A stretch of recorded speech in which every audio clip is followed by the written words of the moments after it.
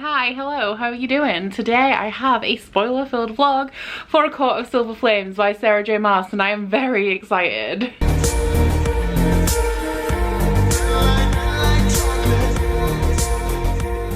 So this arrived this morning. I'm really excited. As I said in my TBR, I am dropping absolutely everything to read this. I'm currently halfway through Starsight and I'm actually in the middle of a really good bit, but you know, this has arrived. People have already been spoiled on Twitter. I have 50 words muted and I'm avoiding Twitter as much as possible, so this needs to get read. This is 768 pages. It is Wednesday when I am starting this and I'm hoping to have it done by the end of the week. Now, if you guys are clicking on this video, you don't know what A Court of Silver Flames is. There is very little that I can tell you without spoiling the A Court of Thorns and Roses series, but this is the 5th installment in the A Court of Thorns and Roses series, providing that you count the 4th book, the novella, as an installment, but it is also the start of a brand new series. In this one we are following Nesta Archeron, who is Feyre's sister, and she is dealing with the repercussions of what happened at the end of A Court of Mist and Fury through A Court of Wings and Ruin, and these events have had a very negative reaction. Because of this, she has now been sent to the Illyrian war camps, as represented by my shirt, to essentially get her shit together, and Cassian, who is a member of the Inner Circle, has been sent there with her. Now that is it for non-spoilers in this video. If you have not read this book and you don't want to be spoiled, then please click out, because this is going to be my thoughts and reactions as I read this, and I am so excited to get into it. So my thoughts on Nesta in general, I'm torn on her. I do really like her. I did really like her. I love her agency and audacity, and I also really like how we left her character in A Court of Wings and Ruin. However, in A Court of Frost and Starlight, things seem to have shifted within Nesta. She is behaving a little erratically, a little more aggressively than she was at the end of A Court of Wings and Ruin, and because of this, Feyre has exiled her to these war camps. So I left A Court of Frost and Starlight not really loving Nesta because of the 180 on her character, but we are dealing with a character here who has been through extreme trauma. A lot of things in her life have changed extremely quickly. She's had to deal with things that she never wanted for herself and never imagined would be things that she had to deal with, and because of this she has had a very negative reaction and gone off the rails a little bit. Regardless of my feelings on Nesta going into this, Sarah J.Maas is one of the most persuasive authors that I know. You can hate a character and Sarah J.Maas can completely flip your feelings and make you love them, so I have absolutely no doubts that by the end of this book I am going to love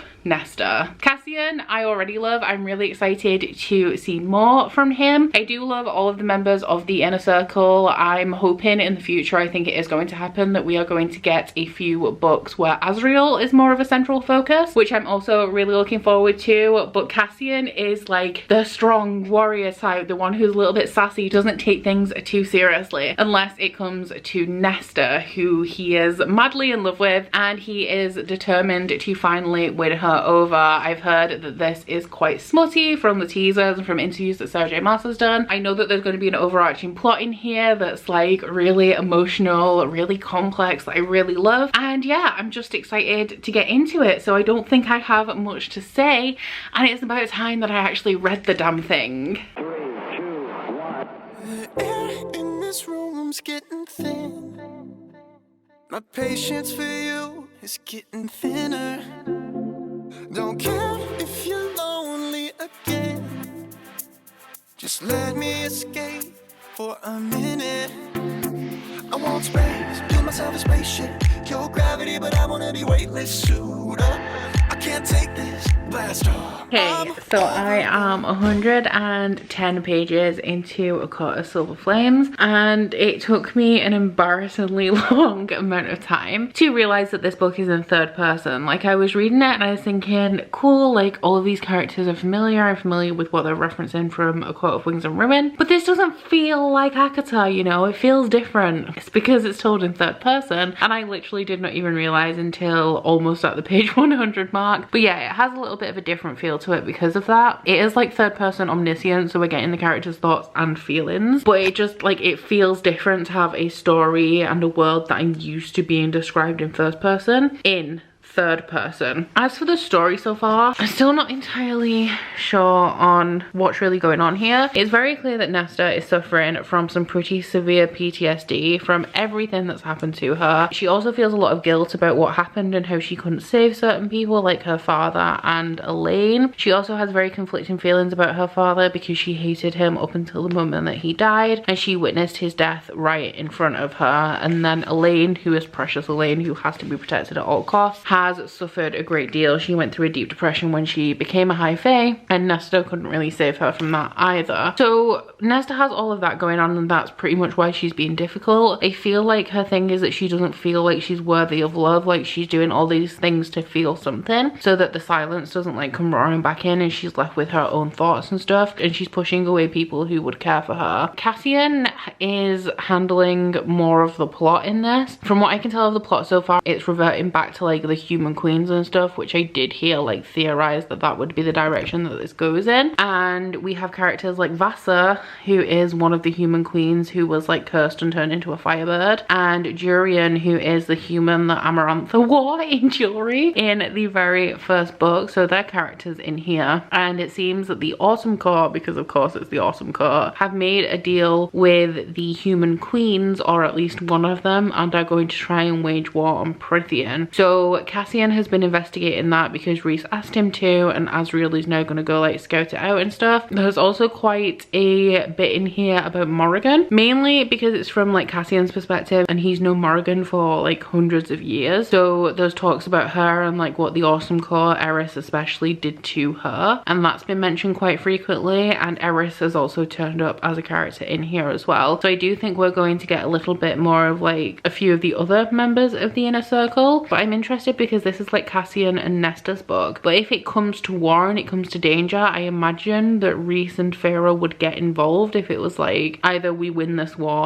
or our lands are destroyed. Like Rhys and Feyre aren't going to sit that out. So if that is the wider plot and it's going to be like a big catastrophic like end of the world type war thing again, I'm interested to see what they're going to be doing during it, because I believe that they're not supposed to be like main characters in here. They're just kind of in the background as the High Lord and High Lady, and like Cassian mentions talking to them occasionally, but since like page 30ish, they haven't actually been in the scene. So I'm intrigued about that, but I'm definitely enjoying it so far. The like back and forth between Nesta and Cassian is giving me life. There's one moment where like I really laughed out loud, and Nesta tried to get down the 10,000 steps to go to a bar, and she made it like 100 steps and couldn't make it anymore, so she crawled all the way back up them. And the morning after, she's really sore, so Cassian challenges her to stand up because she's trying to like pretend she's not in pain, and she leans on the table to do it, and he says, "Doesn't count when you use your hands to do most of the work." And she replies, "I bet that isn't what you've been telling yourself at night." And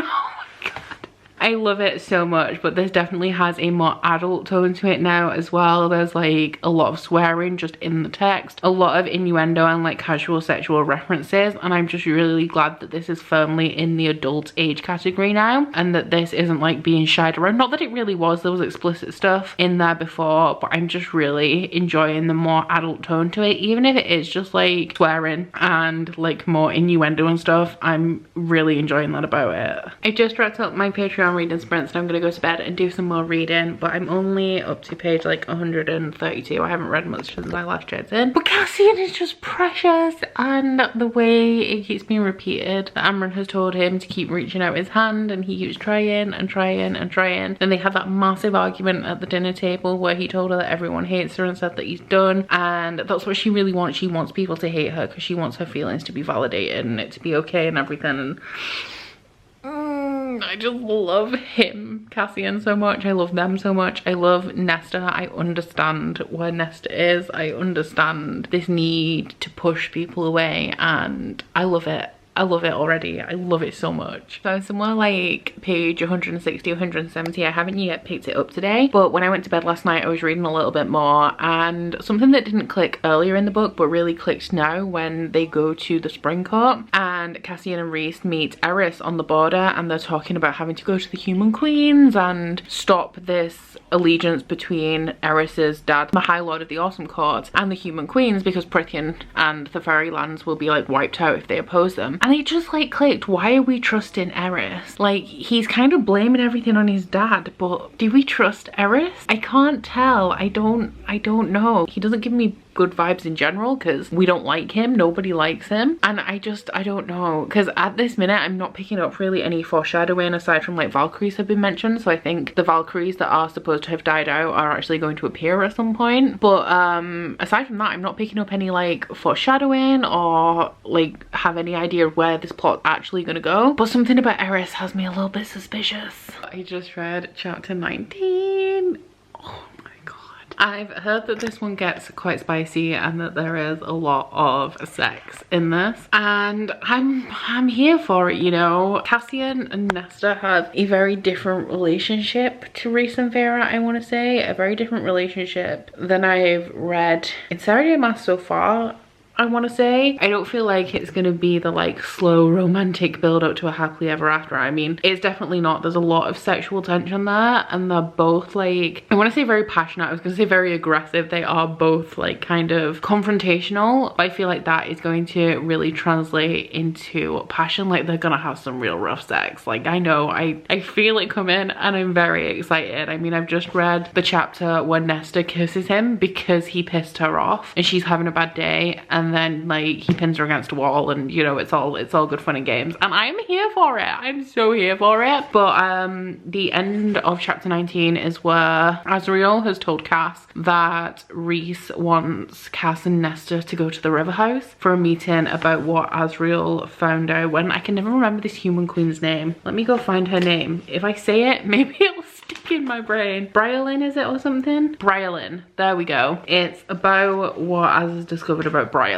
So that is what we're about to find out, and I feel like now on page 222 the plot is going to start to come into it a little bit more, because we have had inklings of the plot throughout the beginning, but it has mostly been character development, although to be honest I'm not minding it at all, and I could carry on and read another like 500 pages that are pretty much exactly like this. Okay, so I'm on page 224 and they're talking about Bryolin again, and this is the third time now in 224 pages that they've mentioned that Bryolin got into the cauldron of her own free will because she wanted to be young and immortal, but they turned her into a withered crone instead. And I'm wondering why that keeps being repeated. Like, is there a reason for that? Because it's like, it's noticeable. It's noticeable. I've noticed every single time they're like, oh yeah, she's the one who jumped into the cauldron because she wanted to be young, but now she's old and haggard. So I'm now intrigued to see whether that's actually like super relevant. I mean, it's kind of relevant just because that's the character that she is. So when / if we meet her, she'll be the one that jumped into the cauldron because she wanted to be young. But yeah, it's weird. I just finished chapter 20 and now I know why there's a mask on the cover of this book, which is good. I'm glad that I understand that significance now, but I have a feeling now that the covers of the other two books in this trilogy are going to have a harp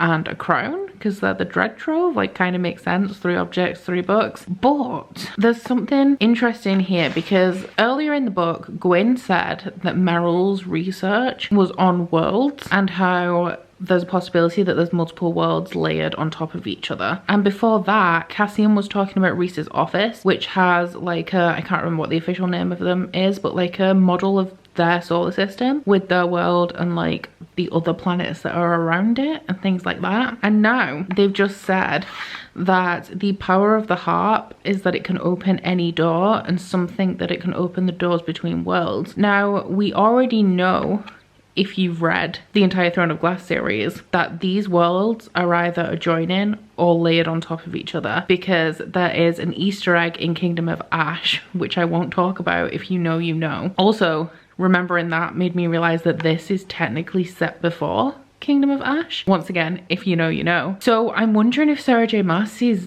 gearing up for like, not necessarily a crossover, but like actually making the fact that the worlds connect more than an Easter egg and actually like kind of relevant to the story. Because fair enough, she could just be setting it up for another Easter egg, but there's also like multiple elements here. Like, there's 3 things just in this one book talking about other worlds, and that has me really excited. It would have to be done a certain way for it to work well, but I'm very excited if that is going to be a thing. So I'd like to say that I'm surprised that Cassian and Nesta have started off a just sex kind of arrangement, but I'm really not. However, I am really excited to see how this develops, because even though they're both going to claim it's just sex, we know it's not. A chapter or so ago, Cassian and Asriel were talking after finding out that Feyre was pregnant, and Asriel asked Cassian if he wants kids, and he said yeah, and he was thinking about like relationships and stuff and how he's been holding out for the mating bond. And now on page 250, it's after Nesta just had the finger blasting of her life and she's entered the training ring, and Cassian was just thinking about like how much he wants to fuck her essentially, and he's thinking that it's maybe because he hasn't had sex in 2 years, but it says some small quiet part of his brain whispered otherwise. He had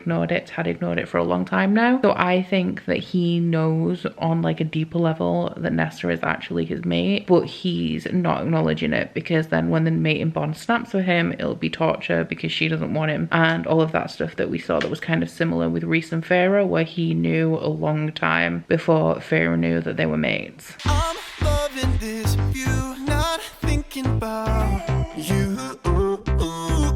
I'm cutting you loose in T-2, not thinking about I've just realised how truly terrible I look right now. But it is Sunday. It is just gone midday. And I want to finish this today. I'm on page 454. And I've just gotten to the part where Nesta has accidentally made these weapons. And the blacksmith has took them to Rhysand. And Amren has suggested that Rhysand becomes High King. Which is an interesting concept. It's not something that I thought would happen. But now that it's here, now that it's been mentioned, I do think that that may be the end goal for this. I watched the Sarah J.Maas event last night, and something that I didn't know actually, which I was really surprised about, is that the rest of the books in the ACOTAR series, or the next few books in the ACOTAR series, are not going to be Nesta books. Instead of writing like another series that follows Nesta to add on to the original trilogy, she's writing a series of standalone books. So this is just Nesta and Cassian, and then the next one will follow other characters. I have theories about who they may be. I think one of them is definitely going to be Morrigan, especially because she's been absent a lot of this book, and I do think that that's going to be real interesting, because then we're going to get a sapphic romance, which is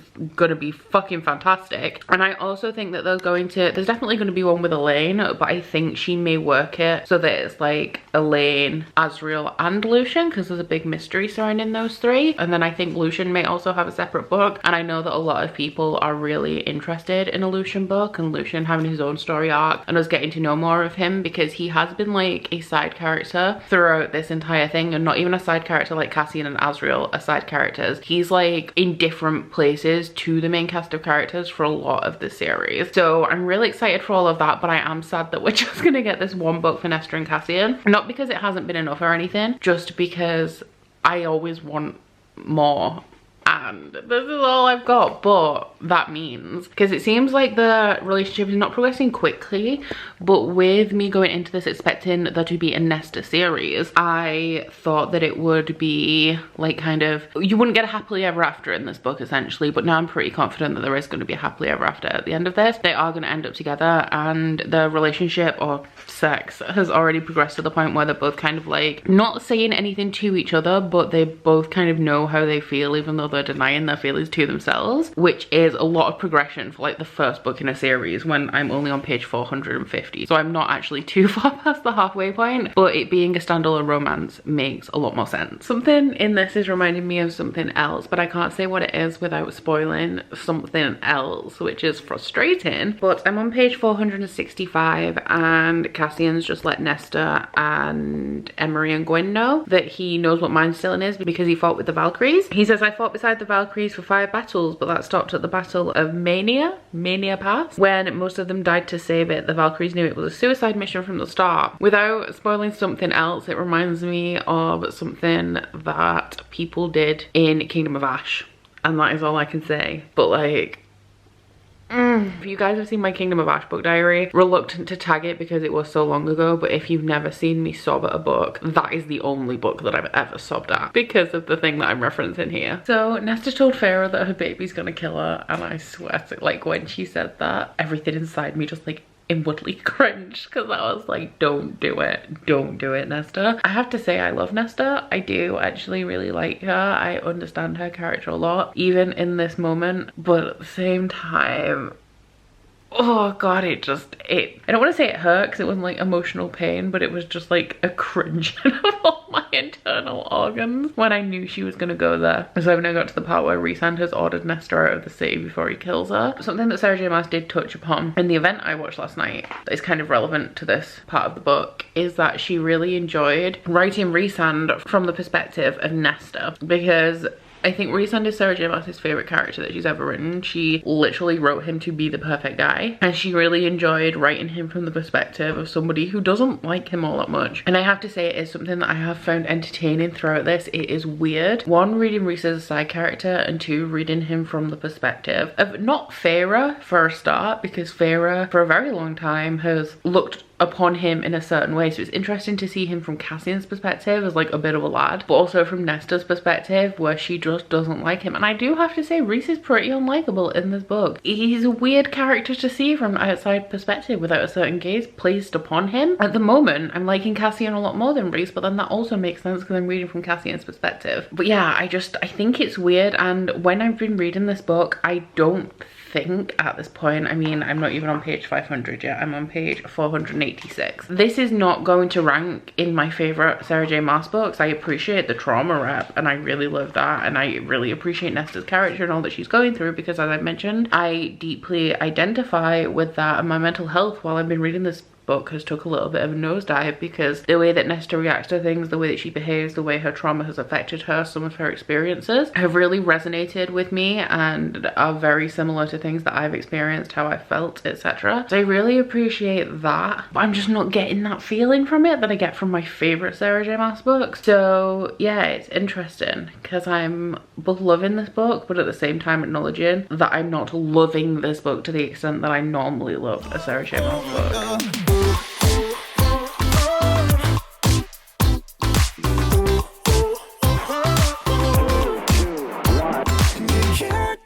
Close all the time. I don't need to ask your permission, and I've got enough. Whoa. I'm making my own damn decisions. I want space, build myself a spaceship. Your gravity. So I just read chapter 58.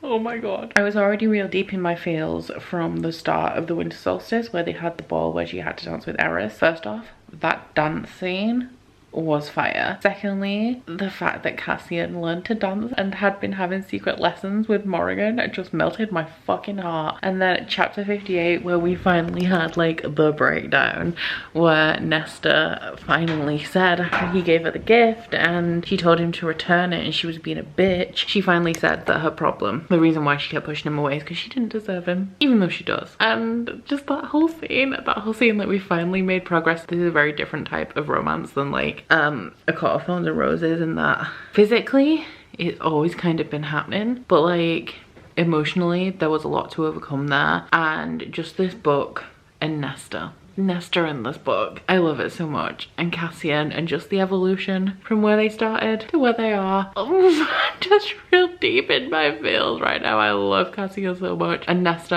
I'm just happy for her. I'm just so happy for her. Okay, so I'm just about to go to bed. I have not finished the book. I still have just under 100 pages left. Really wanted to finish it today, but it is 11 p.m. I'm going to bed quite early. I was just in bed reading. I only wanted to read like 30 pages, so I thought nothing super dramatic would happen before I did go to sleep, because I've just got up to part 4 and I was like, that's the perfect stopping place. I have the right amount of pages left, like 100 pages, and it's like a clear break in the book. But so much has happened. The first thing I want to talk about is the Easter egg that mirrors the Easter egg in Kingdom of Ash. So they were talking about how there was a rare red star which is seen as an omen, and I was just like, I laughed because I know it's not an omen necessarily, unless in the later books, because I don't think it's going to happen in this book, unless in the later book something does happen with the harp and they do gain the ability to move through the parallel dimensions and somehow encounter Aelin, again, I don't know if it's going to happen. It would be cool if it did, but certain things like that can only be done a certain way to not be gimmicky. So I don't know how I feel about whether I want that to happen or not. But yeah, just I noticed that that was the Easter egg from Kingdom of Ash, which was really cool. And then we had the whole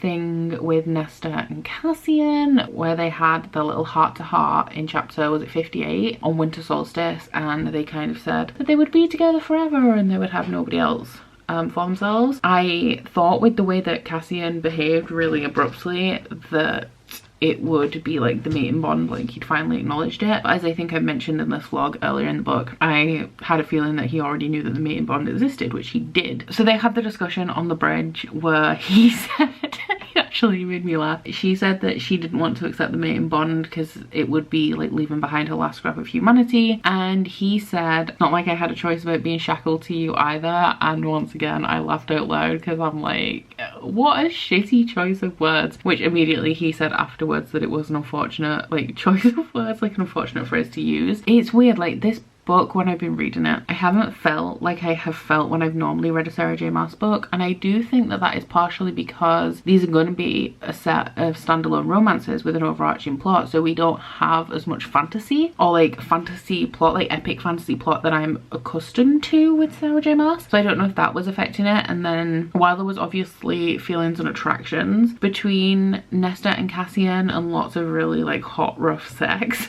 it was missing like the slow burn, like epic scale romance that I expect from Sarah J Maas once again. So I just wasn't getting the same feelings from it. The feelings I was getting is like, this book is probably still going to be 5 stars. Sarah J Maas is still my favorite author, but it's just not hitting me with those feelings that I'm used to, that I expect from her books. And that actually really started to kick in, I want to say, over the last 100 pages or so. We had that like declaration between Nesta and Cassian. I also absolutely adore the PTSD, trauma, recovery, grief representation in here, and the use of things like meditation, yoga and training to really like focus that energy and the slow recovery through this, because it has been, I think, around 10 months so far the course of this book, and I really appreciated that throughout. But then in this last 400 pages we've had like the development of this friendship group between Nesta, Emery and Gwyn, and I really love that strong female bond that we have in here, and Nesta finding her own found family, and she also found a friend in the house, and I'm just absolutely adoring all of that. And now in the last 100 pages I've been getting those feels that I do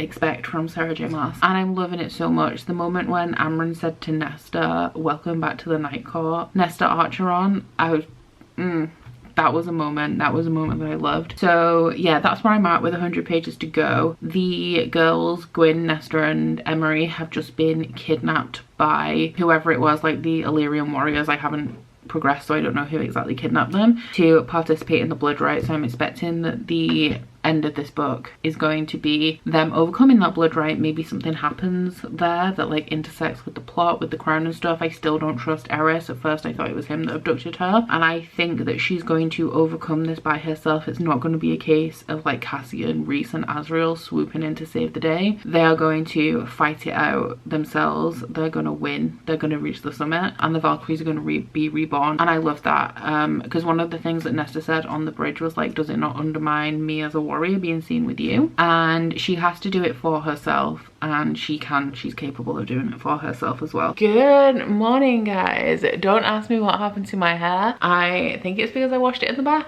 on Friday, but it's just like super poofy today. But it's just gone 10 AM and we're gonna do the last 100 pages of this. So wish me luck. Just realized like the grand scheme of Feyre's pregnancy and this whole thing where like she's probably gonna die. She's not gonna die. I'm like 99% sure she's not gonna die. No, actually I'm 100% sure she's not gonna die, because I haven't been spoiled on Twitter, and I feel like if she died then I would have ended up being spoiled somewhere. But like the fact that Rhys can't go to get Eris, because if he dies then Feyre dies, which means the baby dies. But that means that if Feyre dies, which she's definitely going to do in the plot of this, even though like realistically she's not, then Rhys dies, and that makes me even more sad, mainly because everybody else has just realized. Because when I read stuff or even watch stuff sometimes and something sad happens, like somebody dies, it normally doesn't bother me that they're dead. It bothers me the way other people react to their death. Like Cassian and Asriel realizing that Rhys could very well die soon just has me a little bit emotional. This book has some incredible lines that end chapters. One of them was the one that I mentioned last night, which is "Welcome back to the Night Court," Nesta Archeron. But this one where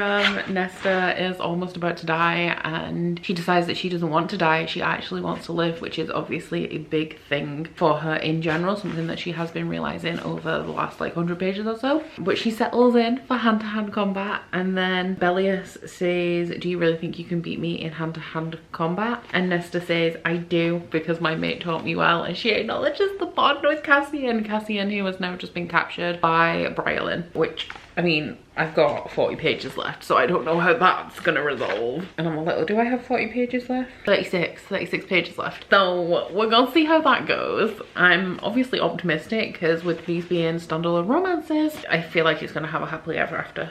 I hope it does. If it doesn't, I'm gonna cry. But yeah, let's see how those last 36 pages treat me.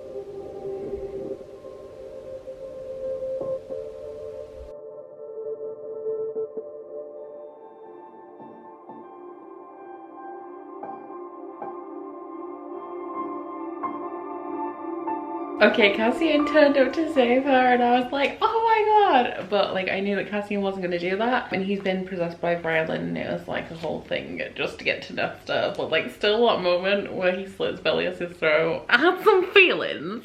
Sadly, he's possessed. Okay, so I'm on page 723 and Cassian has Nesta pinned to the ground. He's going to try and kill her. And I just wanted to put my prediction in because Briolin has just said that Nesta can summon the items of the trove, which is what Briolin wants. And my prediction is that either instead of summoning the trove, Nesta summons Ataraxia, because it has been said like multiple times throughout this that that is like a new trove that she made, or she summons the crown straight off Briolin's head, which actually I don't understand why she hasn't done that already, because like, just like reach out and snatch it, girl. Does she have her magic? She doesn't have her magic, but can she still call things? I don't know, we'll find out, but those are my predictions. Cassian has stabbed himself in the chest and this is not okay. This is not okay. Why?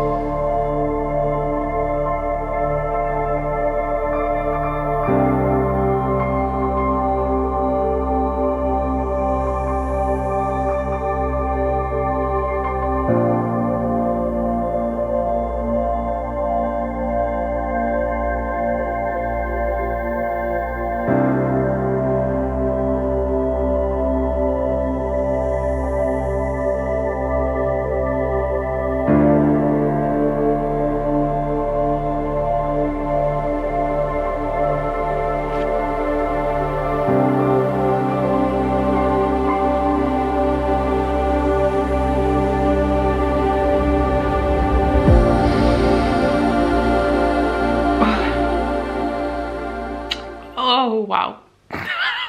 Those two chapters were very emotional. I just want to, like, the very last page of that chapter is only like this much, but Rhys falls to his knees before Nesta, which reminded me when Rhys said that he will kneel before no one but his court, and Nesta's now part of the Night Court properly and part of the family and everything. I only have, I think, like 10 pages left. My heart. Did it. I finished the book. I might just cry for a bit now, which is fine.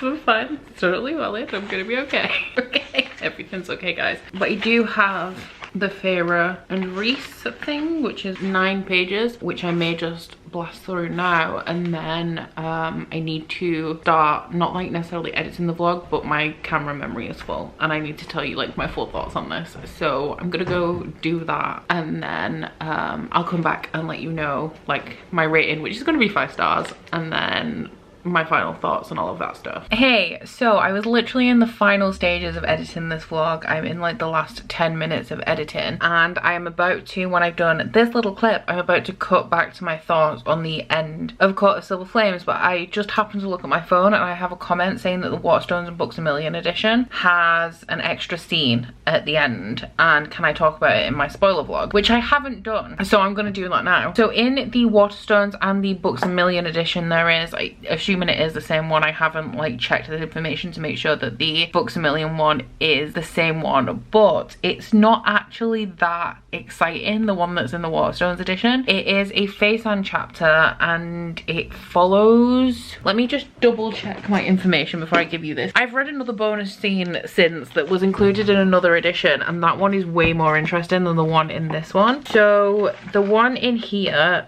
takes place just after Rhys and Feyre announce that they're pregnant. So they summon Cassian and Nesta to the river house, and they talk about Brylin and stuff, but they reveal that Feyre's pregnant. So it goes into just those two with a little bit of banter, and then they talk about when the child was conceived, like when, well, not when it was conceived, but when Rhys found out that Feyre was pregnant, and how they're excited for a new baby and stuff. It was nice, it was like a nice addition, but it didn't add anything to the story. Now since then I've also read the Azriel chapter that is a bonus chapter that's included in, I'm going to assume it's Barnes and Noble, but I don't know for sure, and that one is really interesting. So at the end of this vlog, as you're going to see, I'm going to say that I'm pretty certain that the next book is going to follow Morrigan. That being said, it is still possible because this bonus chapter leads me to believe that the next book may follow Azriel, but Morrigan and Azriel have some stuff that they need to tie up, which I think would be in a Morrigan book as opposed to an Azriel one. But in the Azriel chapter, it's set at winter solstice after the gathering that they have in the townhouse. He's just kind of chilling by himself, everyone's gone to bed, and Elaine comes down and gives him his present, which is a pair of earplugs, and he gives her hers, which is a necklace. He puts it on for her and they almost kiss when Rhys finds out what they're doing and summons him to his office, so they don't kiss. And Rhys tells him that he can't chase Elaine, like he can't be with Elaine because of Lucian, and Lucian has the right to invoke a duel if it's known that Azriel and Elaine are a thing. So Rhys forbids Azriel from being with Elaine, which I'm really not sure how I feel about that. Rhys is being a bit of a jerk, and Azriel goes to the training ring at the top of the House of Wind to blow some steam, where he meets Gwyn, and they have a little bit of a moment. He continues training her, and then when he goes back to the townhouse to retrieve his presents, the necklace that he gave Elaine is on top of his pile. So he takes it back, gives it to Clotho at the library, and tells her to give it to Gwyn. Now this is really just because we have Azriel already in a thing with the Lucian and Elaine messy meeting thing, where Elaine doesn't want Lucian, she likes Azriel, Azriel likes her, and then we have Cassian with Nesta, Rhys with Feyre, and Azriel thinks that the mating bond could be wrong or something. So I thought that they were endgame because I don't see Elaine coming back round to Lucian at all, but it is a little bit too much of a pretty package to have the 3 warriors with the 3 sisters. And having that scene with Gwyn, I see it, because Gwyn has been through some shit, and Azriel is the kind, the patient, the quiet one, the sweet one, and I ship that now as well. So all I'm left with now is lots of conflicting feelings, lots of theories for where the series is going to go, and adding Gwyn into this mix has just made whatever book tackles Elaine, Azriel and Lucian a little bit more messy, and I'm excited to see all of that play out because there's so many different possibilities, and right now I don't have a solid theory about which way any of them are going to go. But yeah, the Face-On chapter was just really an extra bit of fluff. The Azriel chapter was really interesting. Okay, so I was contemplating sitting on my thoughts for a few days, but it has been a few hours since I finished the book, so I thought I'd come and try and talk about it and wrap up this now. So gave it 5 stars, absolutely loved it, but I don't think, as I said last night, I don't think it is one of my favourite Sarah J.Maas books for all of those reasons. I do still adore it, and I adore it on a very personal level in terms of how I've related to and identified with Nesta so much and understood a lot of what she's going through, and the emotion of like seeing her recover from that and the strong female friendship bonds I absolutely loved. I love like friendship in books. As somebody who has a very small family now as well, like a very small family left, found family means a lot to me. My friends are my family, so found family always gets me as well. I really loved the group of Nesta, Gwyn and Emery. I loved the house, the dynamic with the house, how it turns out in the end that she made the house, and I'm interested to see how it's going to progress now that she doesn't have as much of her power anymore. I do think that it is good for her not to have all of this power, but I did really like throughout this book seeing her struggle with that power, not wanting to use it and having it become quite overwhelming in times, and how she could do all of this cool stuff. Like she essentially made a new dread trove. That was also really cool. But it is just the fact that the fantasy didn't feel as epic to me, which like impacted, not necessarily, it didn't even impact my enjoyment, it's just not going to be one of my favorites. And considering she's written,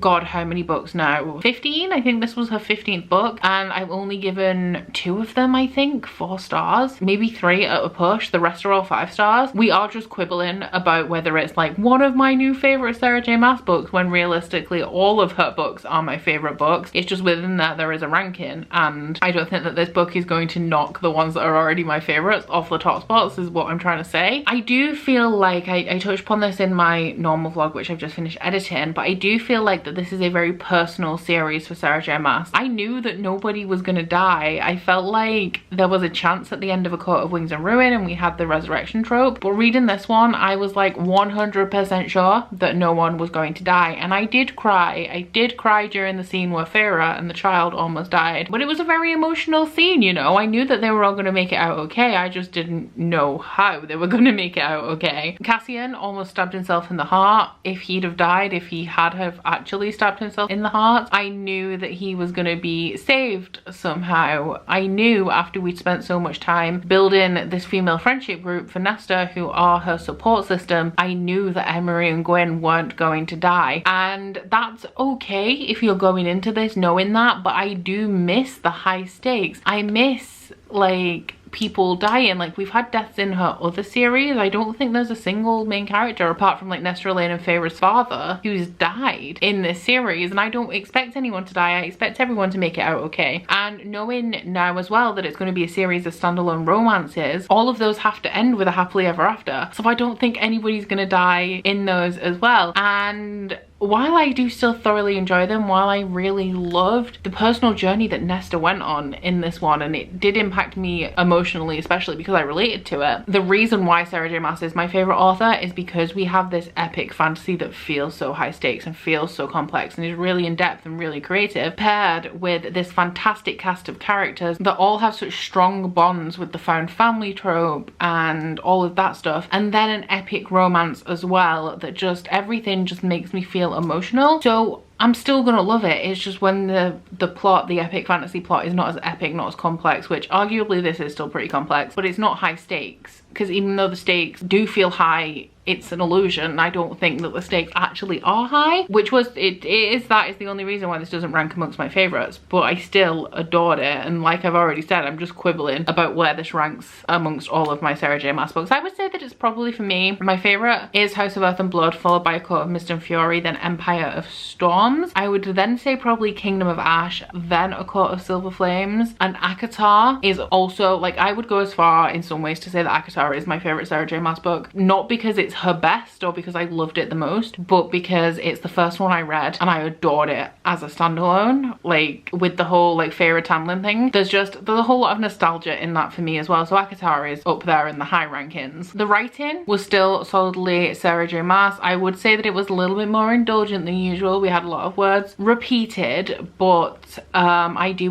really enjoy her writing style. I think it is just now because I've read 15 books by her, I've noticed her style. I know how she's gonna describe something before she actually describes it. So every further book I read from her, it's more and more noticeable of her style and things like that. And I don't think that this book was her best writing either, but I do think that it is her best character development. And in terms of Nesta's journey and the whole Nesta plot, this book to me felt a lot like A Court of Mist and Fury, where Feyre was processing trauma and trying to move past things that had been done to her, and along the way finding the love of her life. So yeah, loved it, adored it, just not my favorite is the gist. In terms of where the next book is going to go, my money's on Morrigan. I think that Morrigan may be the character that the next book focuses on, because Morrigan wasn't in this book a lot, for one, and I feel like Morrigan has to come before Azriel, and Azriel is going to be tied into Elaine. And as well as like Azriel and Elaine being tied together, that one, like the Azriel, Elaine, Lucian book, if it is going to be all three of them, is one of like the biggest mysteries within this series, because Elaine is mated to Lucian, but there seems to be something going on with her and Azriel. So I do think that Sarah's gonna like prolong that mystery for at least a little bit longer, and I feel like Morrigan has to talk to Azriel before Azriel will fully be able to move on. As well as that, Morrigan was missing for a lot of this book. She's in Valhalla, and that is a big part of the overarching plot that we are going to need to explore at some point. And also, I think it was during Starfall, it might not have been Starfall, there was a gathering that Emery and Gwyn went to, and Morrigan was there, and Emery mentioned how beautiful Morrigan was and blushed. So I do think that Morrigan's pairing is going to be Emery, and it's going to be Sapphic, but we knew it was going to be Sapphic from, is it A Court of Frost and Starlight or A Court of Wings and Ruin? Whichever one that is mentioned in, but I do think that Morrigan needs to speak to Azriel first and clear everything up with him, because he, I feel like, is feeling quite torn at the moment and still doesn't really know what's going on in a lot of ways, and the next book will maybe focus on Morrigan. So that is it for my spoilery A Court of Silver Flames vlog. I hope you guys have enjoyed it. I've enjoyed the process of reading this book. Whenever I film one of these spoiler-filled vlogs, because I'm like in the moment as I'm recording and reading, I have no recollection of what I filmed and how the video is actually going to turn out until I edit it. But I do hope you guys have enjoyed this one. If you have, please don't forget to like if you liked it, and subscribe if you wanna. If you head into my description box, you'll find a link to my Goodreads, Instagram and Twitter if you'd like to follow me on any of those, as well as a link to my Bookish Candle website, the Instagram for that, and 10% off discount code. But that's it from me today, guys. Bye! Oh, you bite your friend like chocolate. You say you'll go where nobody knows, with guns hidden under our petticoats. We're never gonna quit it, no, we're never gonna quit it, no.